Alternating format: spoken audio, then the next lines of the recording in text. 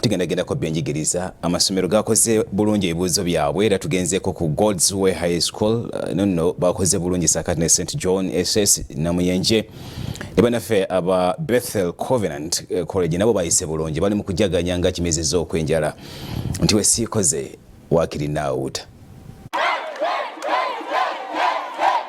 Abayizi n'abasomesa ku ssomero lya God's Way High School Maganjo babinuse masejjere okukirako kimezeza okwenjala bwe bafunye ebivudde mu bibuuzo by'abayizi baabwe ebya siniya ey'okuna nga bayitidde waggulu. Wetuukidde ku ssomero lino ng'abamu ku baatuula ebibuuzo batuuse ku ssomero era ng'erinnya ly'essomero bwe ligamba tusanze batendereza Katonda.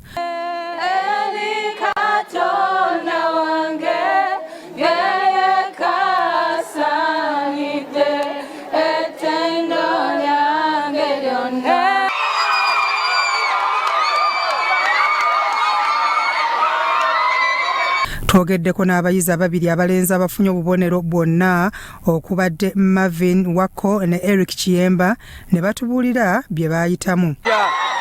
Okutuuka ku kino kyenkoze era nga ngenda kukola PCM level nnefuuka engineer. Eric mpulira bulungi okuba nga nakoze bulungi era nga ngenda kwongera okusoma nkole science ezimbere mu ssawo. Ye omuyizi omuwala ono y'omu ku bakoze obulungi ebigezo byabwe naye atubuulidde ekyamuyambye okuyita. Era nga nebaza ne bazadde baffe abatubadde batuweerera singa sibbo tetwandibadde wano. Ebintu sijja gamba nti byali byangu, twakola kye twali tusobola, ebisigadde ne tubirekera Katonda era n'abikola. Twogeddeko n'akulira essomero lino Olive Tusiime Suubi, amumyuka Irene Nahabi n'akulira ebyensoma Doreen Kisaache bonna ne balambika ku bibayambye okuyisa obulungi abayizi. Nga nkolanga deputy head teacher God's Way High School twebaza Mukama ekibirungi byatukoledde abaana baffe bayise bulungi nnyo ddala. We have 8 in 8, we have 9 in 8, we have 10 up to basically first grade. Amanya gange nze mchala Kisaache Doreen era nga ndi director of studies wano ku God's Way High School Maganjo. Twagala okwebaza Katonda olw'okutuwa first grades zokka mu God's Way High School. Abayizi 13 be baayitidde mu ddala erisooka ku ssomero lya God's Way High School Maganjo. Ate mukono ku ssomero lye yaliko omubaka wa Mukono South Johnson Muyanja Ssenyonga nayo tusanze abayizi n'abasomesa babinuka masejjere oluvannyuma lw'abayizi okuyita. Bano batuuzizza abayizi 188 nga ku bano 68 bayitidde mu ddala erisooka, 43 ddala lyakubiri ate 37 ddala lyakuna.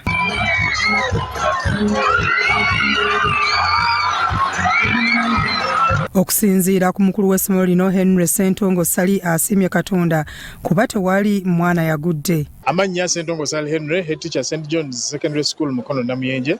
Twebaza Mukama Katonda nti ebigezo byaffe bikomyewo, abaana baffe bakoledde ddala bulungi. Twafunye first grades 68 ne tufuna second grades 83 ne tufuna ne third 37. Teri mwana yafunye fourth, teri mwana yakoze atya. Ebisoomoozo bwa gavumenti byeyongeddeko ebikwatagana ne sciences. Ffe twebaza Katonda ti ffe sciences zaffe abaana bazikozedde ddala buki bulungi nnyo. Abamu ku basomesa ababadde abasanyufu batunnyonnyodde ebiyambye abayizi bano okuyita obulungi n'engeri gye beetegekamu. Twebaza Katonda olw'ensonga nti ebintu bingi nnyo bye tubadde tukola ng'okola revision ow'amaanyi n'okubeera nga tulina ba facilitators n'okubeera nga tukola summaries ez'abaana abo nga tubakozesa summaries ate nga tubawa tests nnyingi. Tubagezesezza nnyo era y'ensonga lwaki abaana abo basomye bulungi ate tubadde tusomeseza wamu nga department yonna. Sikoze nzekka abanyambiddwako bakama bange basomesa bannange okukola omulimu ogwo kubanga tufunye obuwanguzi kubanga si bwange ng'omuntu balaba ffenna nga ttiimu tuyinza okukozesa teamwork. Ne ku ssomero lya Bethel Covenant College nabo basanyuse olw'abayizi baabwe okukola obulungi ebigezo. abayizi n'abasomesa basiimye Katonda ku kyabatuusizzaako. Called Namwanje Feva from Bethel Covenant College. I don't know if you know about it, but it's actually a good school. I got 26 aggregates. I'm actually very exhilarated about it and I'm so happy. Ekyanebaza bazadde bange batuyambye okubanga tutuuse ku kino kye tutuuseeko. Ekirala kya byonna nebaza abasomesa baffe abatusomesezza obulungi wabula batusomesezza paka kuwulira bubi. Kyotedde okukola obulungi sooka tusomero liri ku musingi gwa ddiini kwekwasa Katonda na kumukkiririzaamu nti buli kimu kisoboka n'okusomesa n'abasomesa abalungi. Tugonjola abaana mu nkola zonna. Omwana avanga mwana ajjudde si mwana nti abadde bwa mu kibiina kyokka naye abeera mwana mujjuvu. Nekera environment yaffe ennungi y'abaana kusomeramu. Bya Robert Mutebi, Eric Yiga ne Kyambadde Lawrence ku Rasot TV Omunnyo.